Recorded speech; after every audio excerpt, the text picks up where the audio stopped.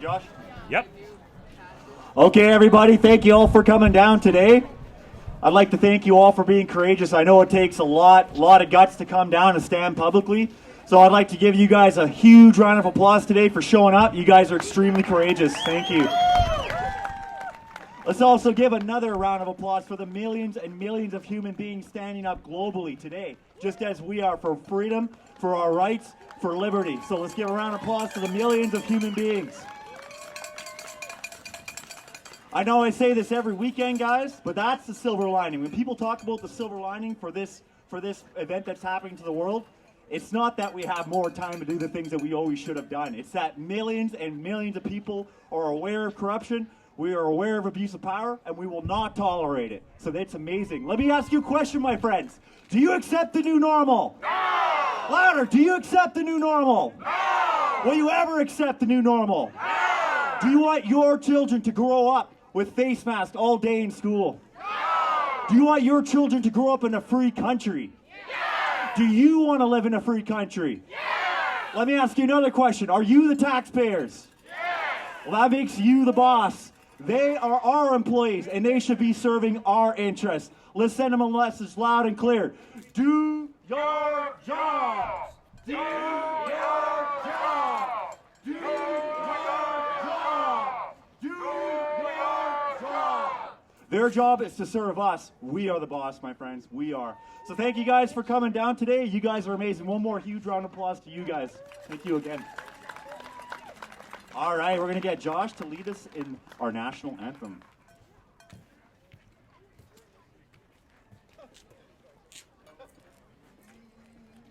Okay, please bear with me.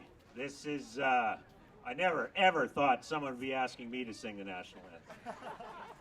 But we'll do what we can. So please sing extra loud so that you don't have to listen to as much of me.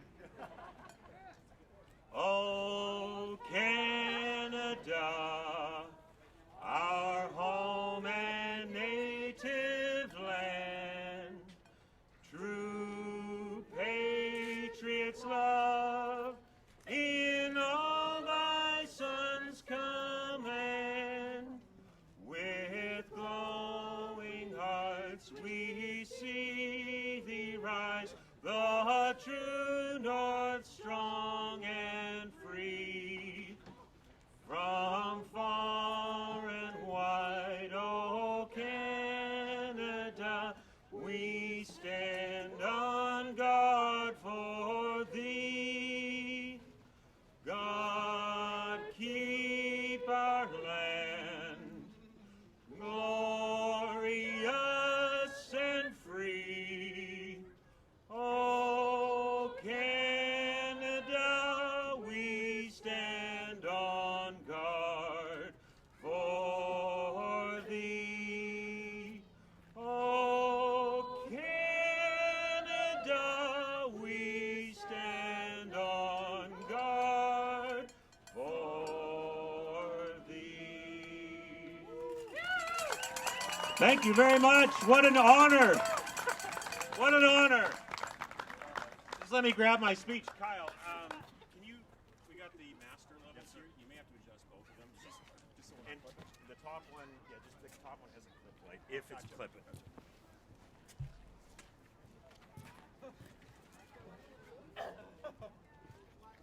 Hello, freedom fighters! So awesome to see all you guys out here today. Another fantastic crowd. Let's give a big round of applause to our friends in the Sheriff's Department.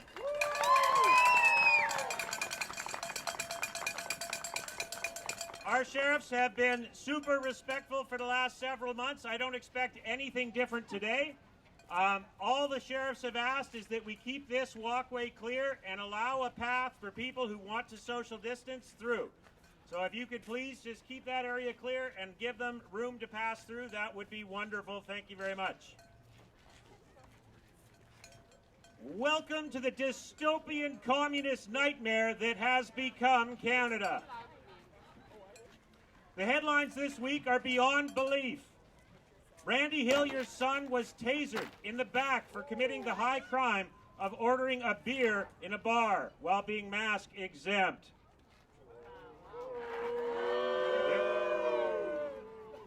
Rudy Bruce was arrested for attempting to purchase water without a mask.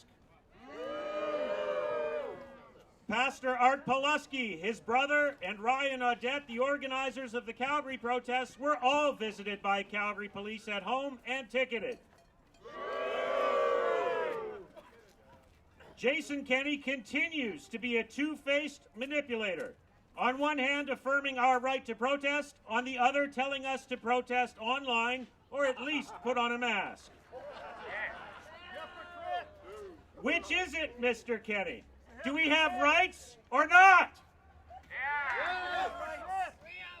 Kenny keeps talking about the Great Reset and says it's despicable, yet he takes zero action against it. Why? Because he knew the plan before this fraud even got off the ground. Kenny has no plans to end this charade. He just hopes to stifle dissent long enough for it to be too late to turn back. The tyrannical mask mandate is just the warm-up for even more tyrannical vaccine mandate. It will play out in exactly the same way. The Ontario Chief Medical Officer of Health confirmed as much. You won't be able to leave your house without a mask until you receive the vaccine and are entered into the global vaccine database. Of course, within months, it will be announced that you just won't be allowed out of your home at all without the vaccine. You won't work. Your kids will not be allowed in school. You won't go to church, and you definitely will not be traveling on any form of mass transit. But Jason Kenney affirms your rights. Kenney believes you have the right to choose to stay home forever. You just don't have a right to participate in society. This is headline news everywhere this week.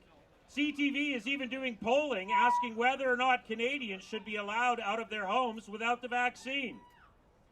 This vaccine has not been tested to any typical expected standard. Severe adverse effects are being reported at over 20%. This vaccine will most likely be worse than the virus it is supposed to save us from. Scientists around the world are screaming warnings at us at every opportunity, warning us that this vaccine may destroy your fertility for 2 generations, even if you can even manage to reproduce. Bill Gates has talked about population control through vaccination for decades. This is it, people. The time to stand is now.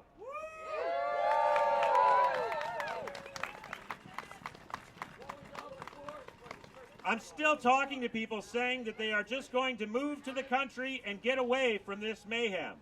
I am telling you, this plan is not viable. The globalist plan is to force everyone to live in the cities.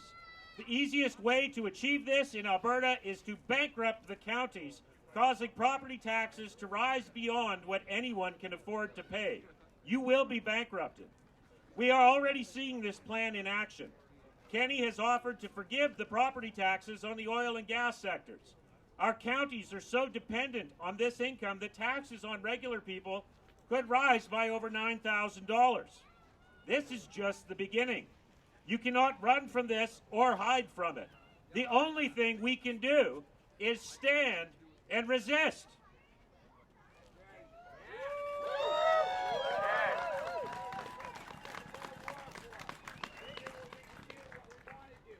We must stand and resist together. We must be visible. We must be noisy. We will not go quietly into the night. So thank you for being here. We are the resistance. We are here for liberty and truth, and we will not back down on threat of death. Death does not scare me at this point. Life under this new mark of the beast system is a fate worse than death.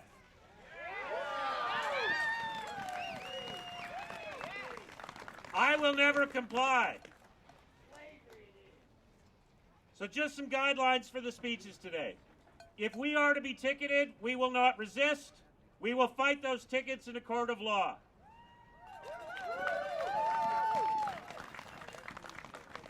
We will respect the police officers and sheriffs. We will be peaceful at all costs. Your safety is my primary concern. Out of respect and courtesy for everyone here, please keep your speeches to 10 minutes or less. This is not a trade show.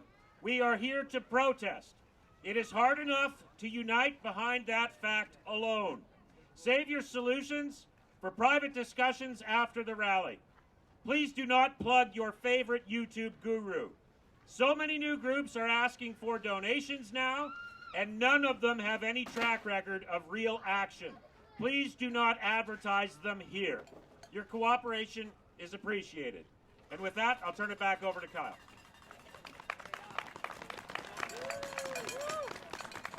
Right on, Josh. Thank you very much. Thank you for all the work you do as well. If you're watching this stream right now, please share this stream. Share, share, share. Just like everybody here, we all have a part to play in this, whether you're here standing on the ground, whether you're at home. Please share. We can all make a difference, guys. So thank you so much for everybody once again for coming out and doing what you do. You guys are awesome. Let's. I got another question for you. Do you accept the lockdowns? No! Do you want to be locked down again? No! Will we ever be locked down again? No! Let's send a message to CTV right now so they can tell Justin Trudeau what the Canadians feel about Canadians being locked down across Canada. No more lockdowns! No more lockdowns! No more lockdowns! No more lockdowns! Do you love your rights? Yes! Do you love your freedoms? Yes! My friends, we will never be silenced. We will never be ignored. We will have our freedom. So thank you guys again. I'd like to invite up Karen now, Karen Dixon.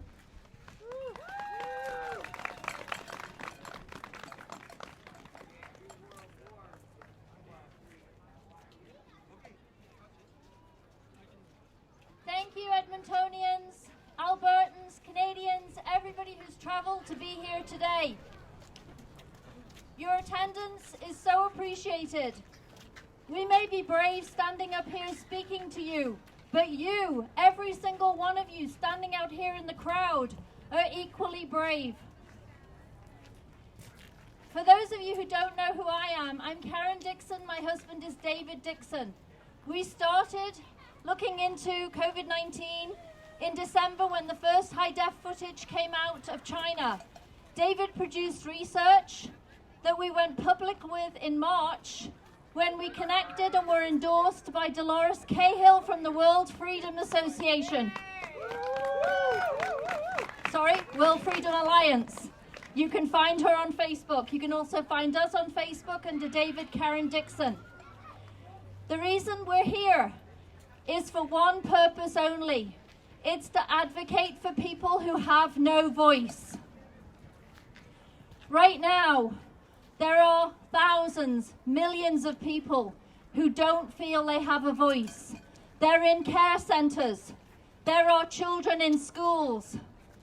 There are people in the workplace who are too afraid to face family and friends for fear of retribution. We are not those people. Every one of you standing out here today is not one of those people.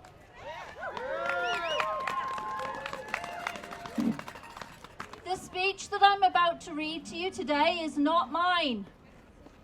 David and I have been in contact with healthcare professionals for months now in major hospitals across the province and across the world.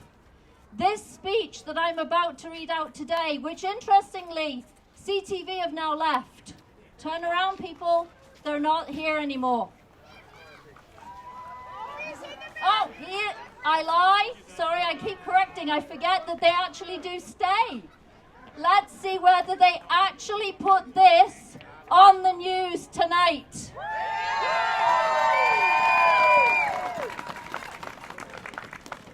I can give you a copy if you'd like for your reference.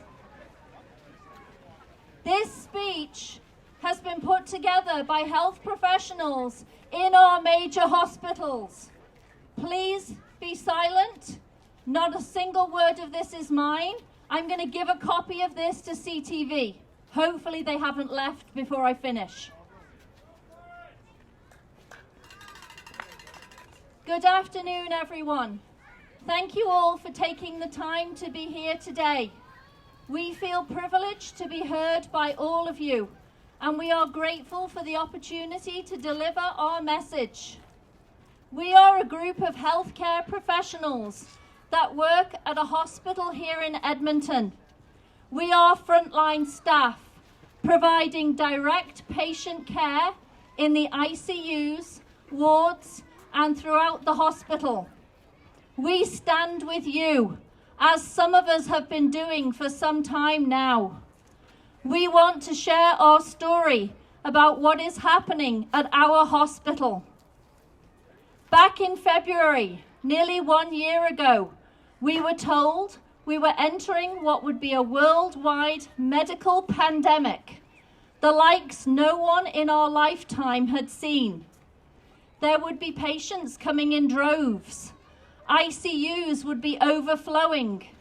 They would put patients in hallways and cafeterias. We were told to prepare for the worst. We wouldn't be allowed to see our families if we were stationed on COVID units. We were asked to recruit all and any relief staff, friends, retirees. Extra bodies were needed in every department. Everyone was afraid, and no one knew what to expect. Management told us the wave of patients would hit the hospital at any moment. We cancelled surgeries, blocked beds, discharged patients early, and revoked access to many necessary services. Our managers and the higher-ups again told us the wave is coming. It never came. They said the wave is coming in March. We are expecting 500 COVID admissions. March came and went. The patients did not. They told us they would have exact dates predicted for when we would be getting this wave. The hospitals sat empty. They scared us by telling us we would run out of PPE. We had to lock up our masks, gloves, and hand sanitizer. Staff were stealing supplies out of fear. The wave never came. April and May passed by. Still no patients. The staff had so much time on their hands. They were able to choreograph and film dances, paid for by your tax dollars. Massive amounts of resources, manpower, and finances were wasted preparing for the wave of patients that never came. You may be interested to know that they actually pay people full salary to watch other staff remove their PPE. They are paying university-educated, highly skilled workers top dollar to literally watch others undress. So much for the healthcare budget. We all looked back and thought, well, it's a good thing we were so prepared. It could have been really bad. At least this was a good exercise if we have a real pandemic. Slowly things returned to normal at the hospital. Surgeries resumed, services were reinstated, summer came, and people were distracted. Here we are once again, preparing for another surge. The fear-mongering has started again, but much worse. We are flooded with emails about the rising case numbers and how many of these patients will require hospitalization based on models. Where are these models coming from? There are empty beds and open units all over the hospital. The ICUs are near capacity because they always are. It is rare to have empty beds in an ICU. The hospital is not overcrowded. This has become a toxic environment. We are no longer allowed to sit next to one another. They have shut down staff gyms indefinitely. They closed common areas for breaks and removed seating. All water fountains remain covered in plastic. They have redeployed staff to job duties that are out of scope, with no clear direction on when they will return to their usual jobs. We must wear a mask at all times, no exceptions, no matter what. Mask exemptions do not apply. Many, many, many people are having horrible skin conditions, breathing difficulties, and other health concerns as a result. It has become a tattletale culture where staff are encouraged to remind each other how to properly wear their mask. It doesn't matter if we can't breathe. They feel it is acceptable to wear the same mask for the duration of your shift, regardless of how dirty, sweaty, and bacteria infested it has become. We have mandatory eye protection in addition to continuous masking. Some are provided with light safety glasses, while others are forced to wear full face shields. So now we cannot breathe and we cannot see. Among the hundreds of different duties that hospital workers carry out, many of these tasks are akin to heavy physical exertion or exercise. Have you ever tried to exert yourself with a bag over your head? This is what it feels like for some disciplines and their job duties. How can we work safely? How can we provide the best care under these circumstances? There seems to be no rhyme or reason with anything. Different units have different rules regarding visitors, COVID swabbing, and isolation policies. Patients on some wards are allowed multiple visitors. Others who may be in their dying days are meant to suffer alone or require high-level permission to have visitors approved. Patients who have new COVID symptoms are curiously not moved into an isolation room to await the results of their swab. Rather, they remain in the same room with another patient, separated by a curtain. They share a bathroom. They have the same staff looking after them. They are putting COVID-positive patients in the same units as regular patients. How can they blame hospital outbreaks on staff congregating when they can't even follow their own isolation protocols? Regular patients with no COVID symptoms or exposures must also comply. Those with severe respiratory impairments or anxiety are not allowed to leave their room without wearing a mask. When the initial surge planning began in March, management determined there would be one main COVID hospital to reduce outbreaks. Within each hospital, there are supposed to be clean ICUs with no COVID patients and COVID-specific ICUs to prevent staff from cross-contaminating patients. That has completely gone out of the window. They keep COVID-positive patients in the same ICU now as those with end-stage respiratory failure and severely immunocompromised status, despite the fact that it would be very easy and sensible to keep them in separate ICUs. This goes directly against the notion to protect the vulnerable. Yes, the patients are in separate rooms, but many of the staff are the same as they as they are stationed to work on that particular unit. Human error is real. We make mistakes. Should we be risking mistakes on vulnerable persons because management was too short-sighted to follow their own recommendations? There are also many inconsistencies amongst staff, exposures, and isolation protocols. Some staff will be wearing full PPE and are still forced to isolate if they've worked with a COVID-positive patient. We have heard stories of others being exposed without proper PPE during procedures in very close contact, and yet these people can return to work in less than 1 week.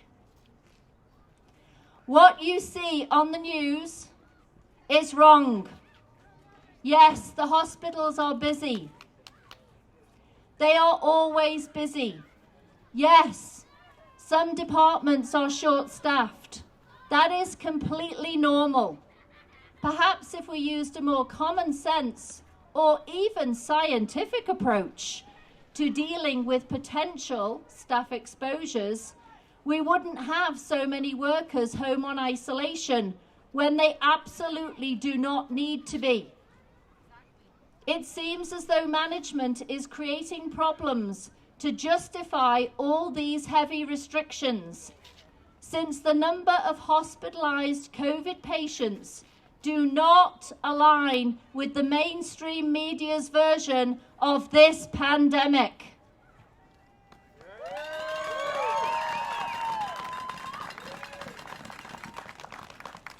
Stories are being twisted. Numbers are being projected. Patient care is suffering, and staff morale in the health system has never been lower. We used to be so proud to do the work that we do and felt so fulfilled in helping others. Now everyone is afraid, angry, and burnt out. Now, thanks to the media, we absolutely cannot speak up. We cannot have an opinion. We are vilified for supporting protests or believing that these measures have gone too far. We cannot stray from the narrative of fear being shoved down our throats that we are in the midst of this pandemic that is putting incredible strain on our healthcare system. The system is creating this. And now we're labelled as anti-maskers. We work in a hospital. We are trained to use masks. We know how they work. They are very beneficial in the right circumstance and for the proper reasons. We are trained, retrained, and in some professions, even examined on proper donning and doffing. Some of you may question why we are afraid to speak up, or why we are not doing more to alert people about what is going on. Some of us have worked our lives to get where we are today. We have spent years in education and training. We have pride in our jobs. We love what we do, what we truly enjoy, and we are passionate about a career which we have worked so hard for. Healthcare professionals in every niche are being threatened with disciplinary action, not just with the loss of their job, but with the loss of their professional license.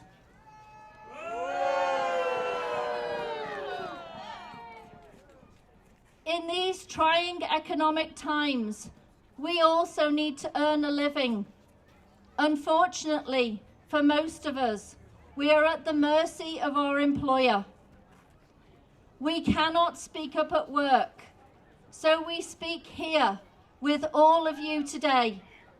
While many hospital workers, unfortunately, are consumed by the fear which management has instilled upon them, we know there are others like us, others like all of you, who believe that our own health decisions should be made by our own selves.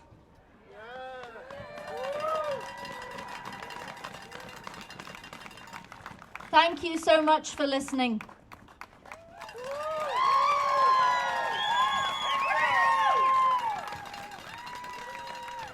Awesome. Thank you so much, Karen. Another massive round of applause for Karen. She's amazing. Thank you guys. Thank you guys so much. That's amazing. Let me ask you a question again, my friends. Do you accept the new normal? No! Louder, do you accept the new normal? No! Will you ever accept the new normal? No! Once again, my friends, CTV News is up there, gracing our presence with their presence today. Let's let Justin Trudeau now loud and clear what Canadians think about the new normal. No new normal. No new normal. No new normal. No new normal. No new normal. Let me ask you a question again, my friends. Will you be locked down? No! Do you want your family to be locked down again? No! Do you want to live in a free country? Yes! Do you want your children to grow up free? Yes! This is our country, my friends. This is our country. We are free. We are Canadians. We are human beings, and we will always be free. So thank you guys again. Let's welcome up Lena today. She would like to speak to you guys. Lena.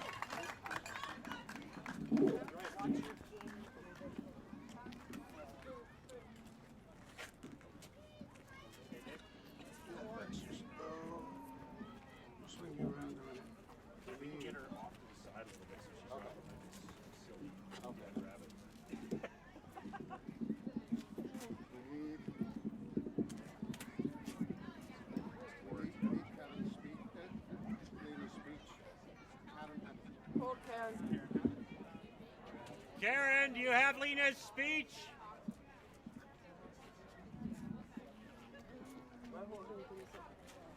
She has my speech in the thing. Where did she go? Karen, where'd you go?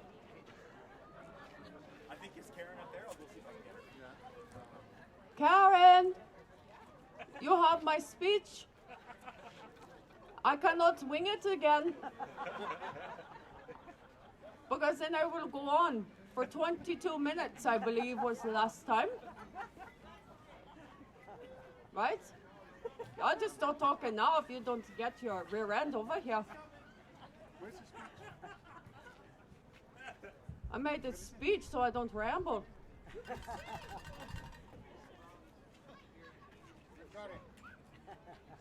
It's live. It's okay, Karen, I still love you. That was harder to find than a real case of COVID. Yeah. Okay. All right. Can everybody hear me? Can you wave if you can hear her? Wave. Do I need to shout? Yes. It always helps. It helps to shout. I don't like to shout, but I'll shout. I'll try. Okay. So, good afternoon, everybody. Hi, Lena!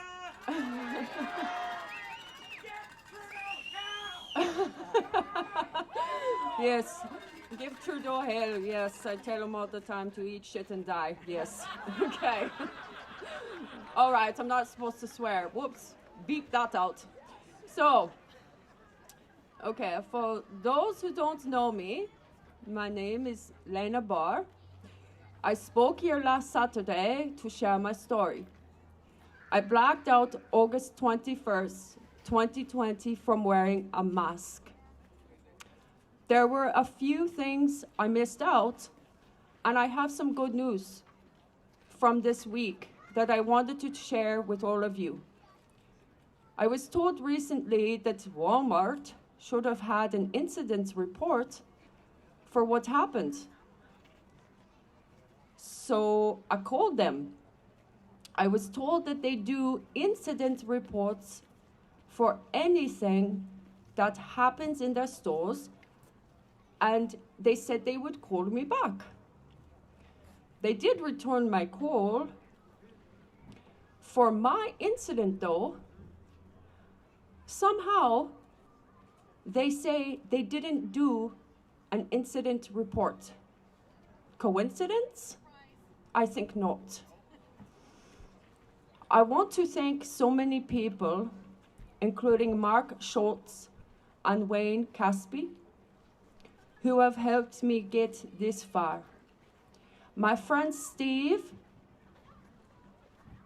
put me in touch with Sylvain Henry, who then got me in touch with my now doctor, Stephen Malthouse in BC. My very good friend Epiphany called David and Karen Dixon and said I needed help.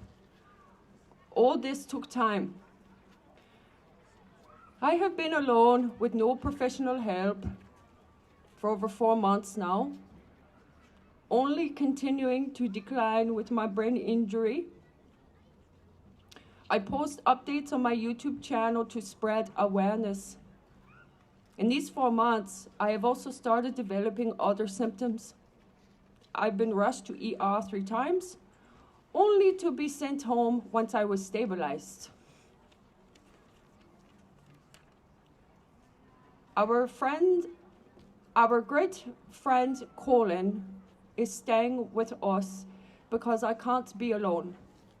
My very good friend is remarkable and helping me and my family. My best news is that Dr. Stephen Malthouse picked up my case. He managed to get a consult for me at the Complex Concussion Clinic at the U of A for February 17th. And I'm on a waiting list if a spot opens up earlier than that. I have been talking on the phone with a wonderful lady named Connie at this concussion clinic about my referral there. The good news is they accepted me, but what I found funny is you need to be approved for this clinic. Connie said I'm overqualified for the program. This is how bad my brain injury is. She said the 2 neurologists she spoke with in the clinic would still help me though. Thank God. I wanted to tell you a little bit about my family. My oldest has special needs and can go to school. He's in grade 7. Yep, it's messed, I know. If your child is going to school at any grade and they tell you they need to be tested, this is not true. I got a call yesterday and a child in his class tested positive. Yeah, positive for the flu, by the way. God. The child was in class November 27th. Meanwhile, my son and others have been going to school. My husband went to the school and said our son will not be tested and be a part of this propaganda. Right? Not. Sorry. This is after they told my husband twice that our son had to get tested. Not happening. Ever. Then they said, well, he's showing no symptoms for 8 days and will have to self-isolate until December 12th and can go back on the 14th. People, you need to stand your ground because your children do not have to be tested. Then I get an email stating my son does not have to get tested. However, he must isolate for 14 days. But here is the kicker. Even if our children get tested and it comes back negative, they still have to isolate for 14 days. Yeah, that makes complete sense. So, why are they pushing us to get tested? Because if they have nothing, if they have anything at all, yes, they've got COVID, which is the flu. And then they put that in their cases. Well, why can't people understand that? If you aren't awake now, you're on your own. No one can save you, not even me. Please don't get tested. Don't get your children tested. Don't wear a mask for the love of God. Be healthy, happy, and enjoy your family, friends, especially at Christmas. Yeah. Right? Oh, and Merry Christmas.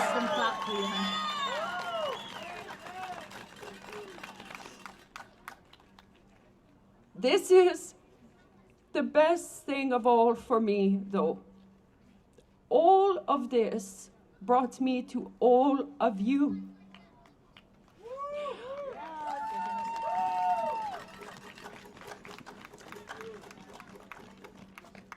I speak out for all who can't speak. I never know the future. None of us do. Everything happens for a reason. I'm here today, like last week, for a reason. Do not be scared to speak out. I will do everything to be by your side. Do not ever adhere. Do not get angry, because that's letting them win. Yeah. Right? Yeah. Okay? We give love. Yeah. Right.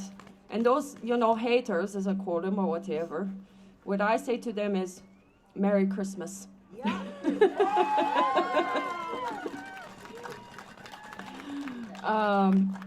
So you have your Christmas, and for those listening, either get it together, because it's common sense. And if I have a brain injury and know what the F is going on, what's your excuse? Thank you. Thank you for listening to me, and I love you all.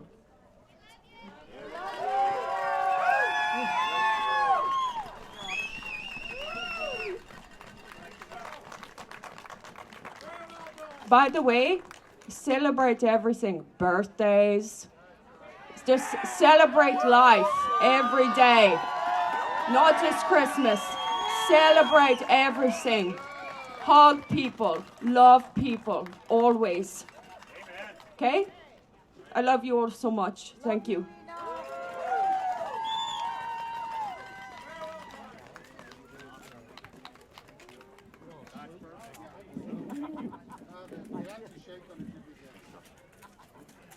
Awesome. Thank you, Lena. Let's all give a huge round of applause for Lena. It takes a lot of energy for Lena to come out and speak to us. So thank you, Lena.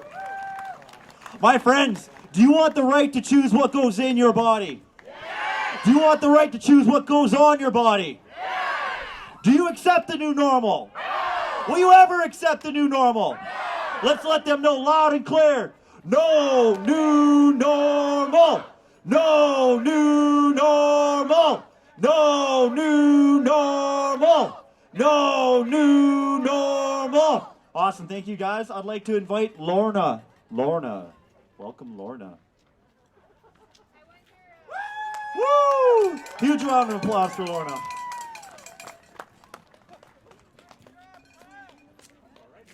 It is. Okay. Before I begin, the following are my observations and my questions based on my experience and my research. Feel free to listen or not. Either way, do your own research and come to your own conclusions. I have been excited all week at the prospect of being here because I love being with beautiful, handsome, strong faces. And I love the positive energy that comes from positive people. And today I need your help. I love being a positive person, and I want to make a positive difference.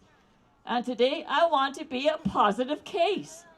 Why do I want to be a positive case? Because positive cases are changing our world, and I want to be a world changer. I need you to help me figure out, what does it take to be a positive case? Do I have to test positive on that infamous RT-PCR technique? That stuff they scrape from my nasopharyngeal space. How many cycles do they need to amplify the bits and pieces before I become positive? 35 cycles? 40 cycles? 45 cycles? I can guarantee you at 60 cycles we would all be positive. Do I have to have symptoms? If I need to have symptoms, which symptoms? A fever, a cough, chills, aches and pains, a runny nose, difficulty breathing? I have difficulty breathing if I were to put a mask on. Would that make me a positive case? If I cough in a store because the dry air irritates my throat, is that a symptom? You would think it was. By the way, people would take one look at me and run the other way. Do I have to be in close contact with the person who has become a positive case? What exactly is close contact? Apparently, close contact means being less than 6 feet away, measure that, from a positive case for 15 or more cumulative minutes. That means 30 seconds next to this one, 30 seconds next to that one. Try and figure it out, please. Who is measuring? With what? Do I even have to be seen by a medical professional or some kind of a healthcare provider to be considered a positive case? Those who are in the well-paid, fully funded with taxpayer money, trusted media, they use those words many times a day. Do they even know what a case is?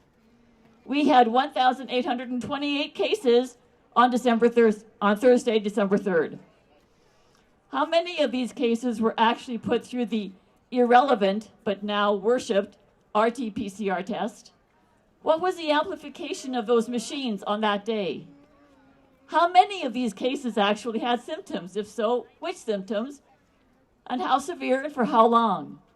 How many of these cases were only because they were considered a close contact and had neither symptoms nor had been tested? Who did the measuring? How many of these cases were actually assessed by a doctor or any kind of a healthcare provider? Here's another question. Are you a positive case for just 1 day? Or do you stay on a positive case list for 14 days? How many of these cases are actually linked to a person? Does that person know they are a number on that positive case day? I would like to understand exactly what the present definition of a case is. I would like to pull just 1 day of positive cases out of wherever these cases are registered, and then verify how each case meets the criteria. The ideal would be to study the evolution of a case throughout this pandemic. But for now, 1 day would suffice. I have sent these questions to those in government involved directly with this, and I am waiting a response. While I wait, I wonder if you would be able to help me out. Let's all help the media out. Let's help out our politicians. Let's begin asking everyone we can, what is a case? Whoever these positive cases are, they are powerful people. On a lighter note, a number of weeks ago, I decided I want to be a good, responsible citizen. So I went to see my pharmacist. I told him I was interested in getting the annual flu shot. But before I got it, I wanted to know exactly what I would be injected with. It's right here. I asked him if he would be so kind as to give me an insert that comes with each needle. Guys, these are free of charge. Go get them. So I could make an informed decision. This insert made me very happy. I could go home and Google all kinds of fascinating information. I'd like to share some of that with you. Did you know that this year we are being given bits of 4 viruses to help train our body to make new antibodies? Even if we never encounter those viruses, and we probably won't, we will have those antibodies. Good stuff, eh?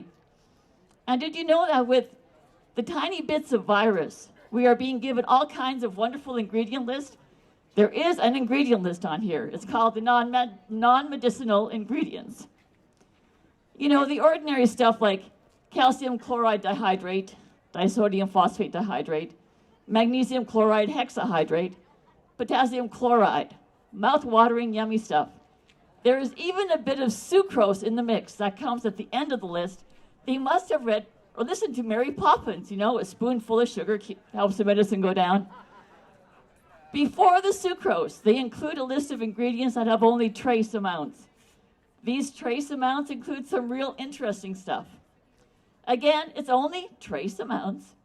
Stuff like cetyl ammonium bromide, and trace amounts of chicken protein and egg. I wonder, is there a difference between ingesting my chicken and protein, an egg, or getting it injected? Just a question. The next one is real fun. Trace amounts of formaldehyde. The last time I was in close contact with formaldehyde was in my anatomy lab. The specimens we were dissecting were preserved with formaldehyde. I wonder, what did they want to preserve, me or the virus? For your reading pleasure, they do include contraindications. You know, things you should possibly discuss with your health worker.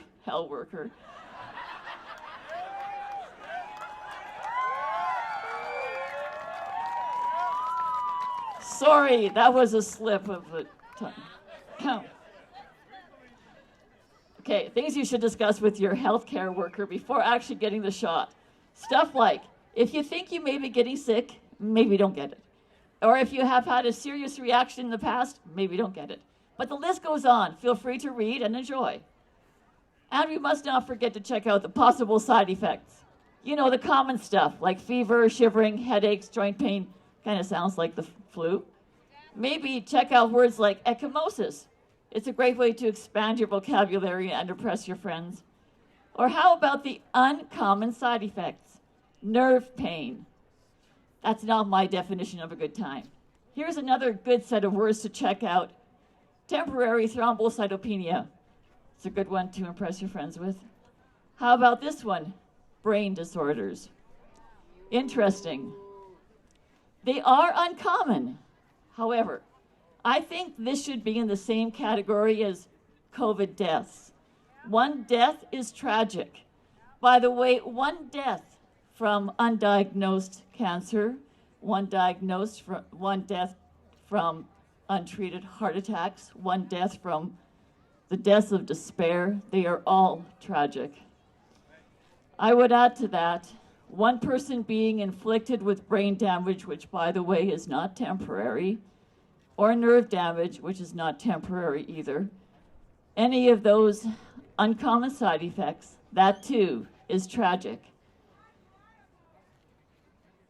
Okay, and that was my recommended reading list. Feel free to go get one. That's fascinating, intriguing, potentially life-changing. It's good to have on hand. So we talk about cases and the flu shot. There's one more thing I'd like us to look at, and that's the COVID-19 vaccine coming to a dispensary near you. We will soon be offered another world changer brought to you by Pfizer and Moderna. They were the first to announce how effective their vaccine is. And our government will be providing this vaccine, or whichever other one they choose, to us free of charge. Now, both of these will be delivering a whole brand new, never used before product. Soon to be offered for your injected pleasure will be messenger RNA wrapped up in lipid nanoparticles, and you get to be the first to try this out. So this is how it works. The messenger RNA will be delivered to your cells by the wonderful nanoparticles. Then your cells will follow the instructions of that tiny bit of genetic material, and your cells will make the antigen, the protein that mimics part of the spike around the COVID-19 virus. That is step one. Then your body will also happily make the antibody that will kill off the antigen that your body just made. That way your body will be trained to recognize the part of the coronavirus and then kill off or weaken the virus, theoretically. That's pretty cool stuff. Your body gets to be programmed to produce stuff, the antigen, that your body will then kill off. Now help me understand. How is that mechanism different from the autoimmune disease I have walked with for many years? My body has decided to form antibodies to something my body creates. In my case, it is the acetylcholine receptor that is affected. Life has not been easy with an autoimmune disease. Ask anyone who lives with myasthenia gravis, MS, Lou Gehrig's, lupus. The list is long. Pray tell me, why exactly should I offer up my body to be a guinea pig for this vaccine? And while you are answering my questions, please tell me, if my body can form antibodies to this particular part of the coronavirus that now has been created by my body, would it not be able to form antibodies to the virus in the first place if the virus had come into my body the more ordinary way?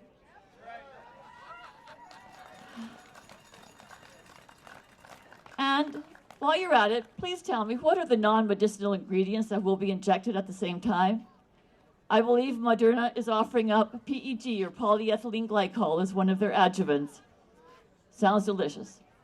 What are the contraindications? When shouldn't I get the virus? What are the side effects? Both the ordinary side effects and the uncommon side effects, and I would add to that the long-term side effects, like autoimmune diseases or sterility. Do these manufacturing companies even know? No, they don't. They have been in trial form for months, not years. And while you are researching, have them explain just how will the messenger RNA affect your own DNA. Have them explain what exactly your body is going to do with the lipid nanoparticles. While you are researching, maybe check out the track record of these companies. How safe are the products that they have made? Pfizer's been around for a long time. Check it out. You will be hard-pressed to find a track record for Moderna. They are the new kids on the block. This is their first kick at the can of a vaccine. Maybe while you are at it, check out how much their CEOs have made as they sold stock off conveniently on the same day they announced how effective their vaccines were. These are only two of the many companies making a vaccine. They are not all alike. They don't all use mRNA. Some use DNA. Some use bits of the virus introduced into our body, Trojan horse style, in another virus. Let's take the time to do our research and ask the questions of our medical professionals and our politicians and our trusted media. This is a new product. It must not be imposed or mandated or coerced. We are human beings with rights given to us by our Creator. We are not lab rats in cages to be injected with pharmaceuticals and then observed.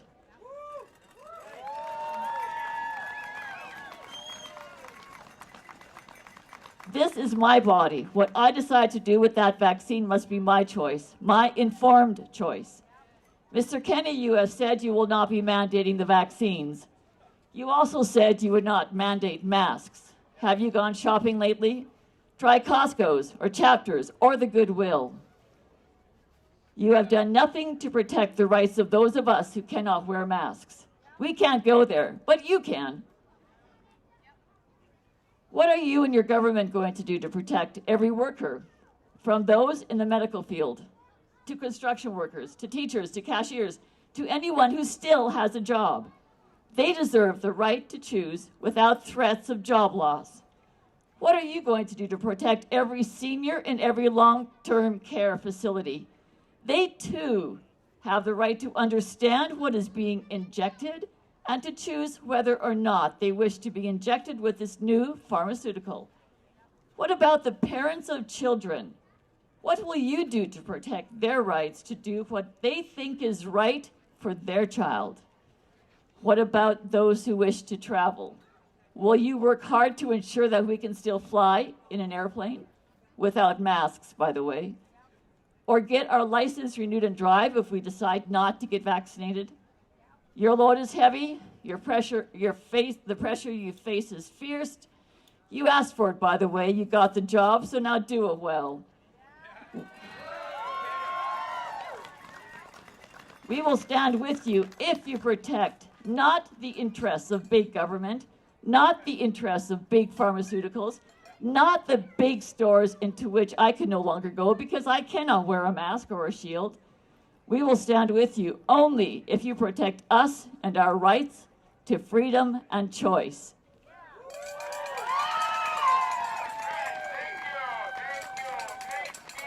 Okay, can I ask you guys to do 3 things? Can you start writing down in detail how this isolation, these mandates, these stupid infractions of our rights have affected you? Write them down in detail. Send them off to Kenny, your MLA, your MP. Send a copy to Rachel Nothy because she just wants to have more of everything.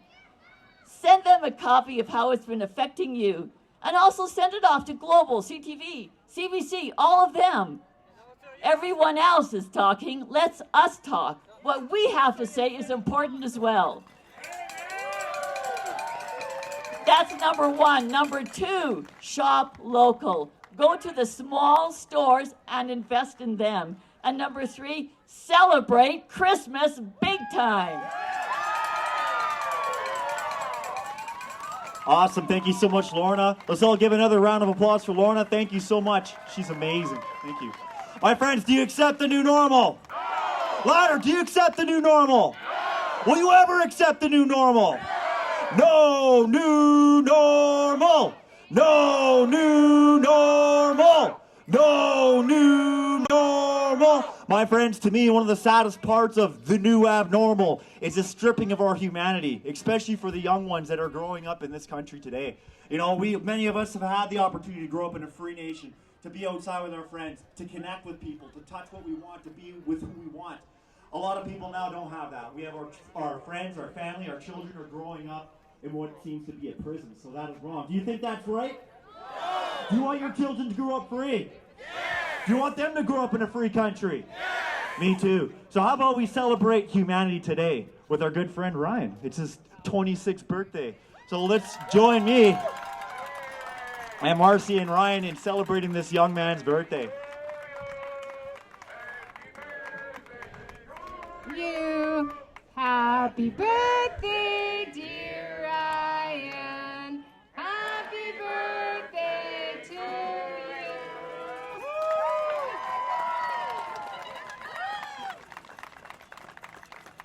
So, I just wanted to say I met Ryan last weekend, and he told me it was his birthday on Tuesday, and he believed that he had the right to celebrate his birthday, and I agreed with him, so we're really happy to be celebrating here with all of you today. Happy birthday, Ryan! So, Ryan, Ryan, Ryan, Ryan.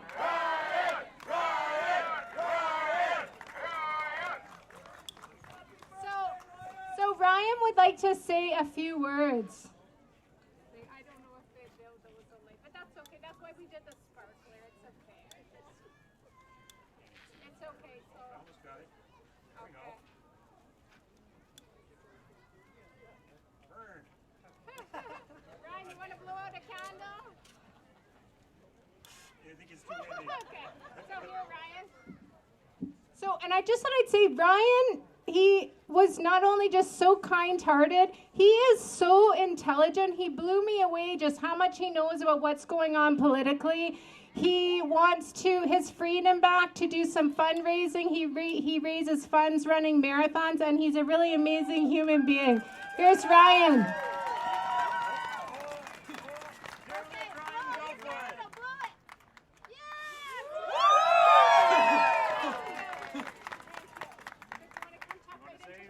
Yeah. Hello, guys. How are you feeling being here today? Yeah. Yeah. We are here today to put Kenny and Dr. Henshaw on notice.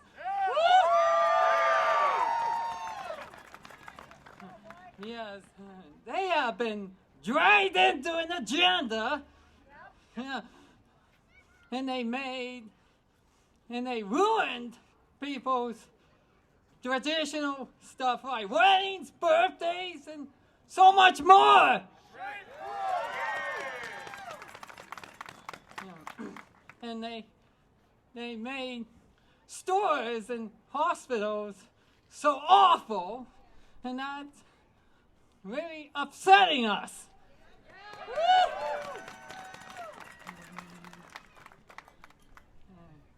The gig is up, Kenny and Henshaw. Please do the right thing and do your job.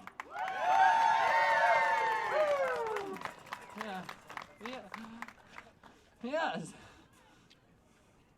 We the people are standing up, and we are putting you on notice because there are serious lawsuits coming. Yes. People deserve the right to live, and we all care about everyone here in Alberta and in this country. We all want to live freely, and people and I do not want to see seniors confined and all by themselves, living the rest of their lives. They deserve to be with their families,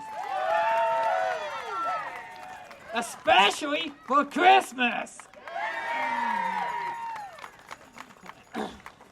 And anyway, that's why we need more Canadians and Albertans to stand up. It would be that would be the way we can get out of this Agenda 21 mess of lockdowns, masks, vaccines, gathering bans, and social distancing.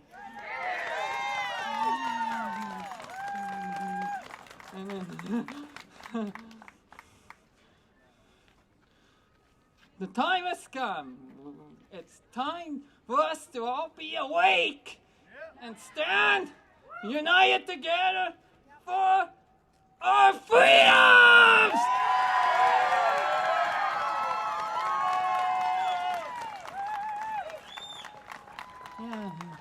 Yeah.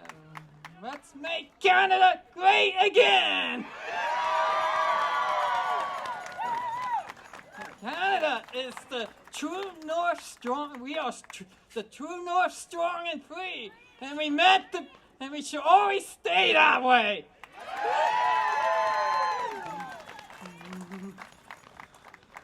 Yeah, here in Canada, we are most of us are smart, and we know that we can, and we know what.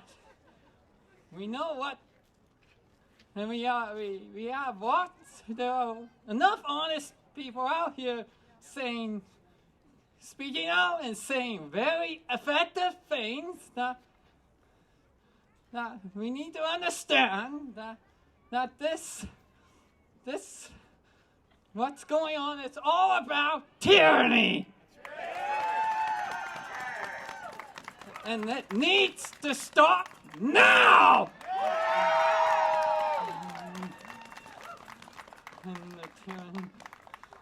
Yeah, it's time. Yeah, we say no to Agenda 21.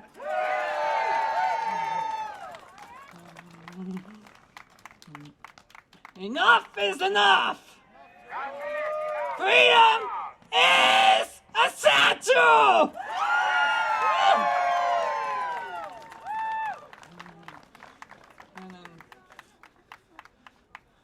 What do you want? Freedom! When do you want it? Now! What do you want? Freedom! When do you want it? Now! What do you want? Freedom! When do you want it? Now!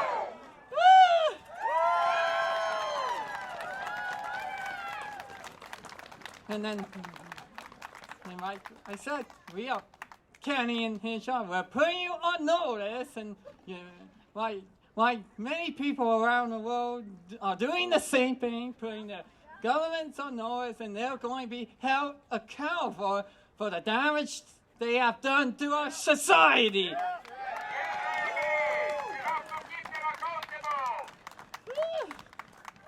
And those who are responsible for the COVID-19 scandemic are to be held responsible and prosecuted for the damage they have done to our society and our world.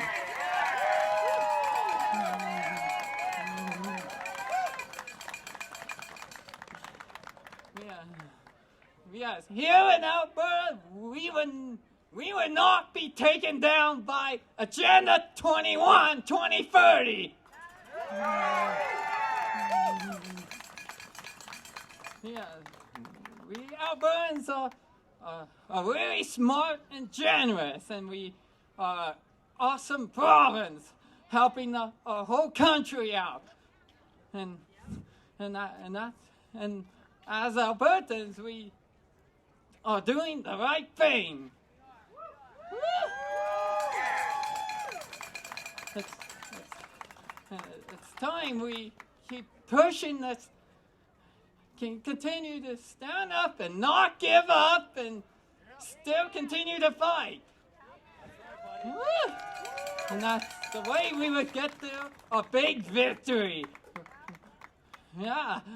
Freedom! Freedom! Freedom! Freedom! Freedom! Freedom! Freedom! Freedom! Freedom! Freedom! Freedom! Freedom! Freedom! Freedom! Freedom is essential! What do you want? When do you want it? What do you want? When do you want it?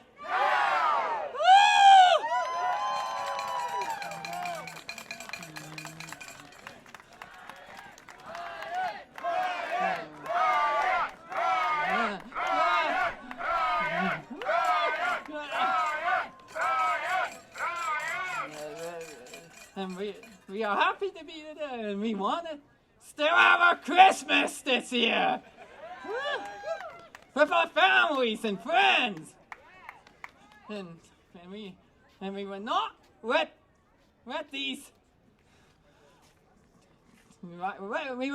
these socialists wreck our Christmas this year. Yeah. No. We don't want to have a Stalin here. He's in the past. We want freedom. We want true democracy. Freedom! Freedom! Freedom! Freedom! Freedom! Freedom! Freedom! Freedom! Freedom!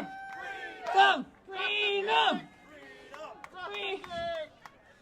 Yeah, it's time. Let's Now we keep. spit on the cake. And it's such happy to be up here today. It's so I can share my voice and because all these restrictions are based on zero science.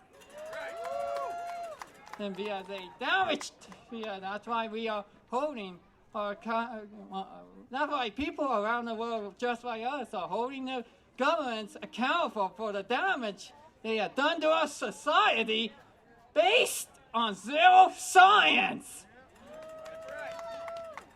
And that PCR test is not a tool for diagnosing any infections. And that's why we are standing up. And it's time to hold all governments around the world accountable for the damage done to our livelihoods. Enough is enough. Yes, enough freedom is essential. Yes, it is. What do you want? When do you want it? What do you want? When do you want it? What do you want? When do you want it? Freedom! Freedom! Freedom!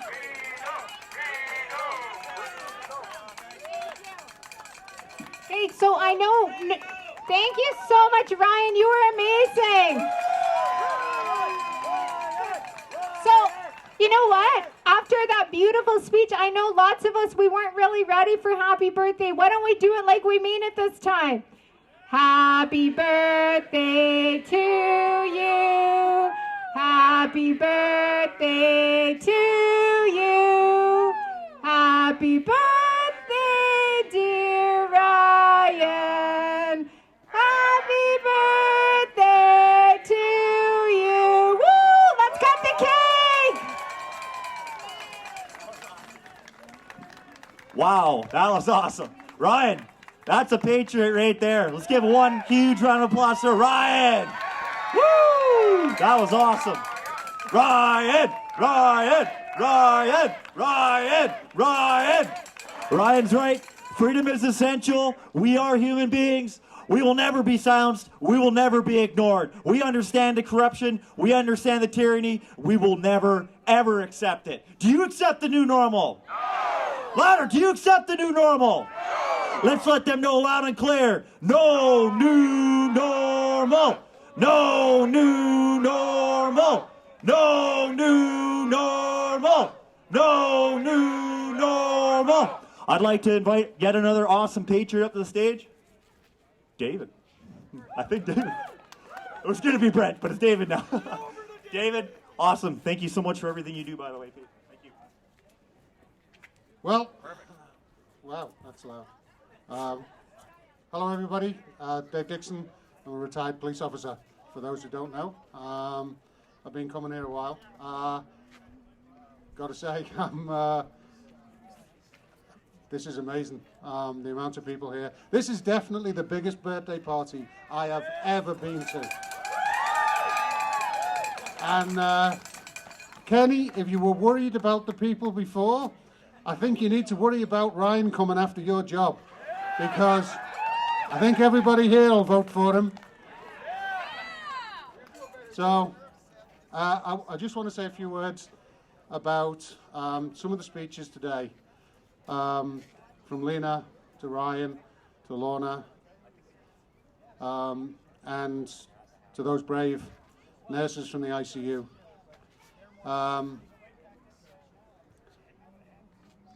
People need to understand what is actually happening right now with these cases. Yesterday, 1,900 cases. That's 1,900 people who are forced not to go to work, whether they're sick or not, for 2 weeks. That's then every single person they have been a close contact with has to isolate for 2 weeks, whether they get a test or not. And because everybody's so terrified of the Waffen-SS, AHS, we have businesses that are actually self-policing this. Because if they don't isolate their staff, then AHS comes in and shuts them down for good with a fine of $500,000 plus. And that's what they're terrified of. So what happens is one gets a cold or has a test, and suddenly a whole crew, a whole business is shut down for 2 weeks. That might be the end of their business that has been in their family for a very long time. Not because anybody's sick, not to protect anybody, but because some bureaucrat, some unelected bureaucrat said, you have to stay home. Well, that's not just happening with businesses, that's happening in the hospitals. And more importantly, right now, it's happening in the care homes.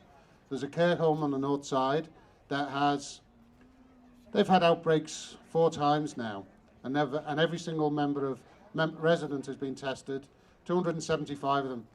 Never had a positive case. Been tested more than 15 times. Well, guess what? We're in flu season now. So these bunch of tests suddenly come back positive because people have got colds. As a result of that, half the staff have been isolated and can't go to work. So AHS's answer to that and the care home's answer to that on a three-story building with 270 full-time residents who need full-time care and pay for that full-time care. Well, if you're not on the floor that is now the COVID floor, you don't see any staff. For most of the day, instead of having 24-hour staff wandering around, making sure that you were well, you were healthy, you were out of bed, not getting bed sores, that you see people, that your needs are being cared for, now you don't see anyone. So yes, AHS, Dana Hinshaw, and Jason Kenny, who seems like, you know, everybody thinks, oh, what a wonderful man. He's letting us protest. You know why he's letting you protest? At the same time as he says, you dare not go and meet you with your neighbor or family member. Just remember that. At the same time he's saying, all these strangers are allowed to meet each other, but you can't go visit your next door neighbor. Do you know why? Because Kenny needs an enemy for all those mask wearers. Kenny needs somebody to blame for all these cases where nobody's really sick. I mean, some people are getting sick. It's flu season, for Christ's sake. 1 billion people a year get flu.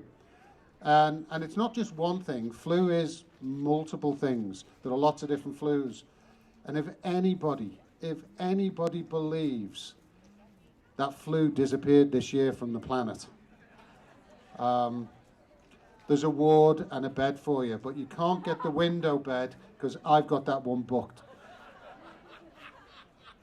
And the cure, Mr. Kenny, for the curve, the way to flatten the curve, hand out some straitjackets. So, the important thing I wanted to say today is people need to understand that these cases are doing damage. They're not to be ignored. They are destroying businesses. They are destroying lives. They are causing suicides, all because of nothing more than a cold. The vaccines, the masks, the increased rhetoric, the nastiness from the people wearing masks, you should all be ashamed of yourself. I have seen some of the most horrific behaviour in my entire career. And I was a police officer in Liverpool. I saw some pretty nasty behaviour. The behaviour and the discrimination from the people wearing masks in Edmonton and around this province, you should be ashamed of yourselves. You are not Canadians. And the police officers that are assisting with that, the one that dragged off poor Peter, you should be ashamed of yourself. You should have that. You shouldn't take the uniform off. You should have that uniform forcibly removed from you. You'll notice I don't wear my police pin anymore. I don't wear my police scarf anymore. It's a cravat. Somebody said it. Is that a mask? No, it's a cravat. I don't wear either of them, and I will never wear them again until my colleagues start doing their job.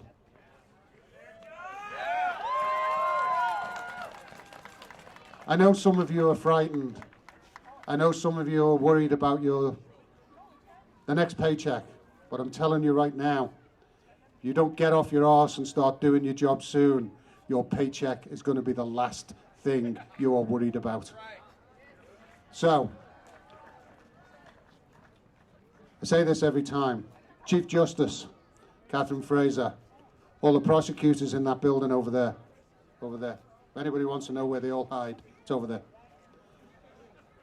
The police officers, EPS, RCMP. I will go out of my way and thank the sheriffs here again this week. And their boss, who turned up this week. I want to thank you for being here to protect us. I want to thank you for doing your job. I wish some of my colleagues were took their oath as seriously as you do. They are here to protect us. They're not here to issue tickets. They're not here to infringe on your rights. They are here to protect us, to make sure we are all truly safe. And not that, I'm going to use a bad word now, not that bastardized use of the word safe that you hear from these people on the TV. Truly safe. Safe from tyranny.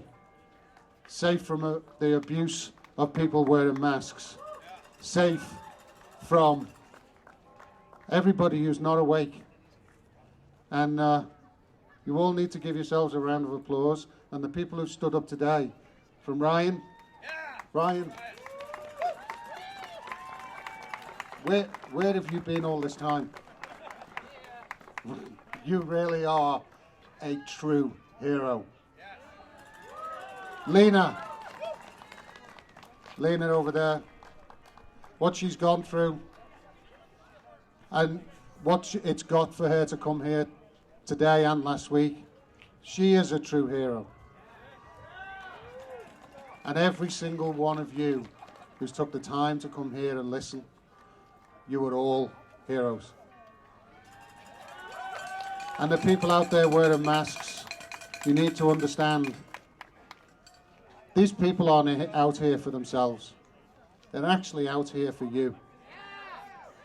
And you need, at some point, to wake up and thank them, because without these people, you really would be lost.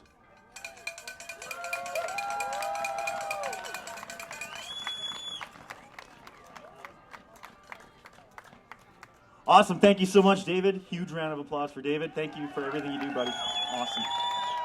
My friends, do you love your rights? Yes. Do you love freedom? Yes. Do you love your rights and freedoms? Yes. Let's let this government know loud and clear that our rights are not up for grabs. There is no debate.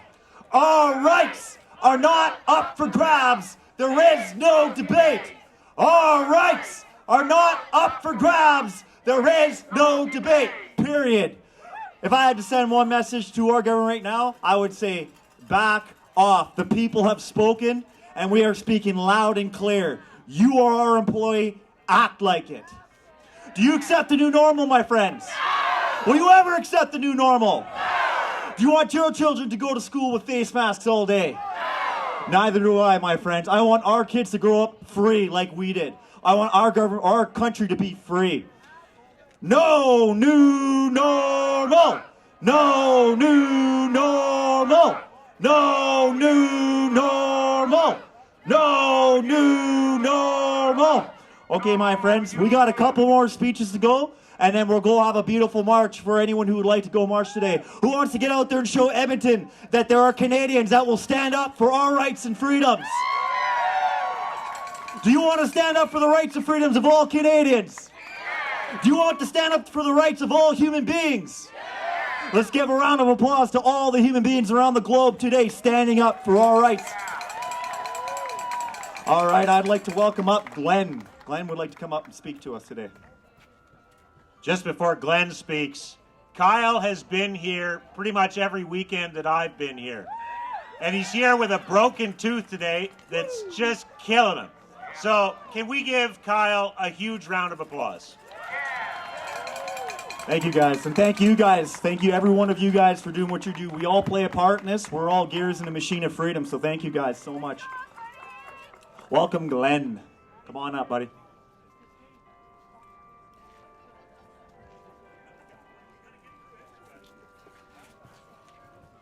Surprise, Glenn.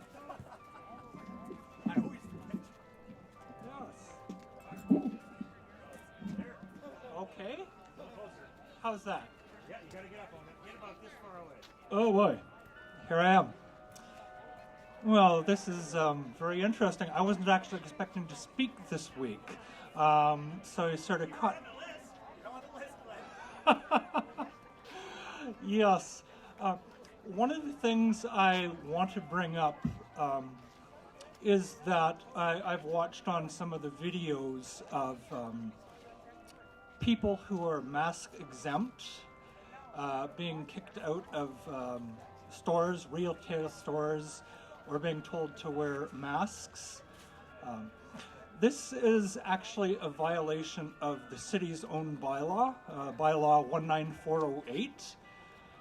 There is section 5C where the city recognizes a person's disability rights, whether it's physical or mental disability or any type of disability rights. If they are mask exempt, that the city has to honor that. And what has happened, as I understand it, in write-ups in the paper, is that the city is not respecting the very bylaw they said they would honor.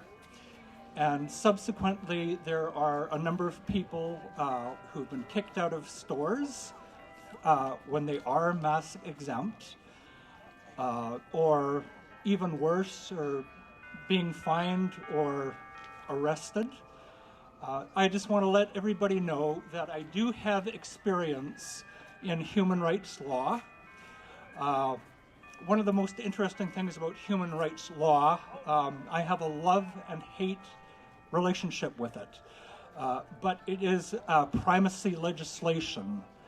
And what primacy legislation is, it's quite draconian. It's equivalently draconian to what we're going through right now, in that it overrides every act and statute of Alberta, so that if human rights legislation, any contravention is found, it renders every act and statute of Alberta void.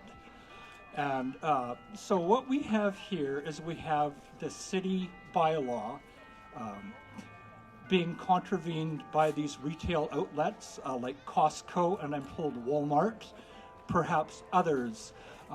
So if anybody is mask exempt and has been kicked out of stores, I am more than willing to help you file a human rights complaint.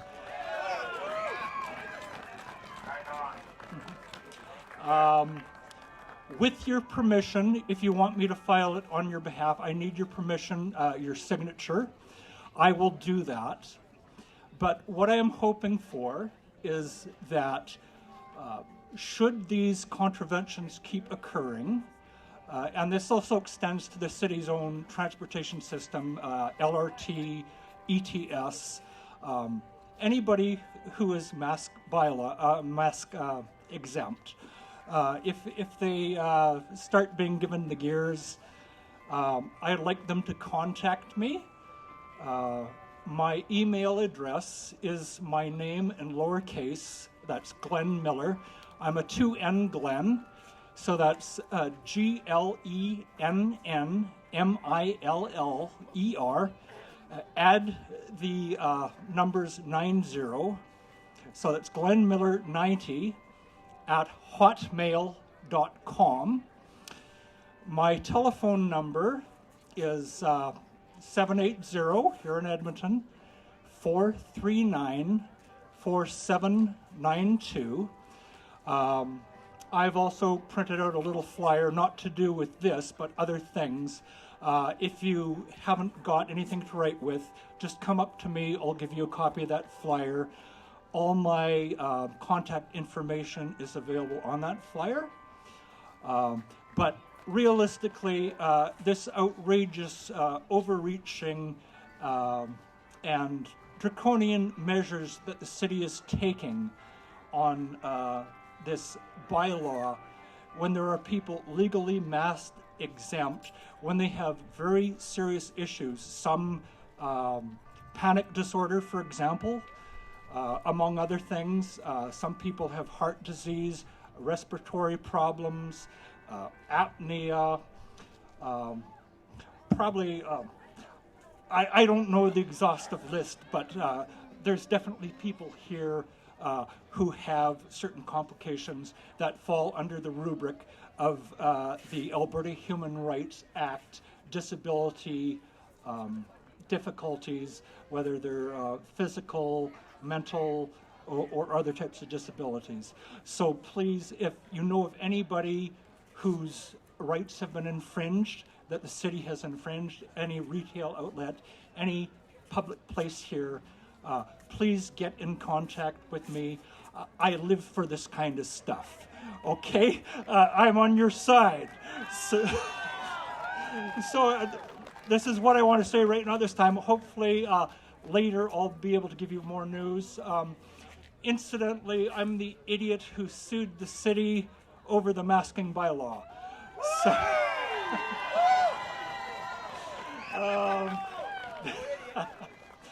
So, right now that matter is in abeyance, and as more facts come out on that, and as can be discussed, I'll bring that up.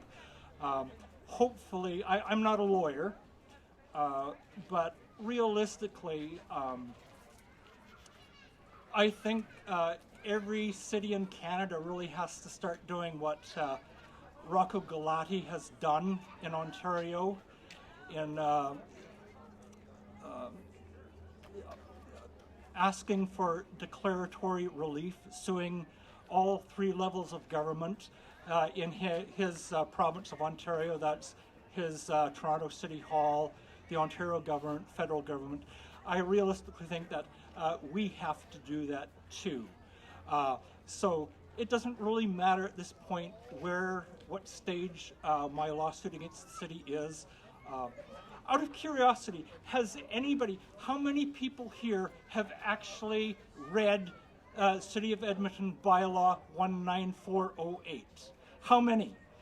Okay, let me ask the other question. How many of you have not? Okay, if you look at the bylaw, it says nothing. It says, wear masks, you stupid Edmontonians! That's what it says. It does not give any rationale. So, let's put forward a hypothetical situation. Next week, City of Edmonton will come out with another mandatory bylaw saying that every resident, homeowner, or building owner of Edmonton must put out a cat litter box in their front. For what reason? For what rationale? You look at the city bylaw, it gives no rationale whatsoever. And so, don't be surprised if a month from now, the city of Edmonton issues another mandate law saying, all Jews must wear yellow stars!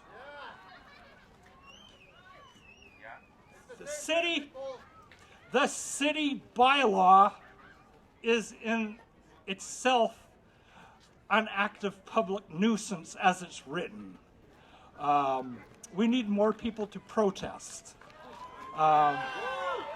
So anyhow, I just want to say, I sued the city over that. I'm not a lawyer. I'm just one of these people who do things. It may seem a little stupid. And at the time that I sued, I just picked a really weird, fantastic number as an intention-getting tactic. I mean, $565 million. Who the hell is going to believe I'm after money? And all these idiots on the threads that say, "Oh, look at that greedy person. He's out, to make a killing and to benefit from this." So, anyhow, if you want I've given you my email address, my contact info. I can send you a copy of the lawsuit. And incidentally, I sued the city over perpetuating the COVID-19 pandemic hoax. That's what I sued. This is a hoax, ladies and gentlemen. Yeah. You see, there is no pandemic. There never has been a pandemic. This virus, yes, it exists, but is no more lethal or fatal than any moderate year of previous coronavirus or influenza. And it's too bad that our friends who wear masks, who are so undiscerning, it's too bad that our wretched, reprehensible Chief Medical Officer, Dr. Dina Henshaw, does not come out and give honest facts, because when you give case infection rates, sure, you can say there's 1,800, 18,000, whatever, 19, 20,000, 30,000, who cares? You have to look at the total population base. And here in Alberta, our last calculated figures are 4.4 million people in Alberta. And when you look at the number of people who have these infections, and these infections don't last that long, once again, infection doesn't mean you have a case. So anyway, we're being fed a crock of BS, and the mainstream media keeps putting it out, and our reprehensible government is pushing the lie. The mainstream media, incidentally, I would like you to use this term for the media. A while back, Donald Trump invented the term fake news. Okay, so I have a new term I would like everybody to use. I call them truth rapists. These are truth-raping, mainstream, bed-wetting media. Okay? So, yeah. Actually, I am finished, Kyle, I think. So, hey, actually, this has been fun. I love talking to you. Everybody, just what is very important is that these rallies remain peaceful protests. And I am so pleased that everybody here is very peaceful and chilled out, so to speak. So, right now, here's Kyle!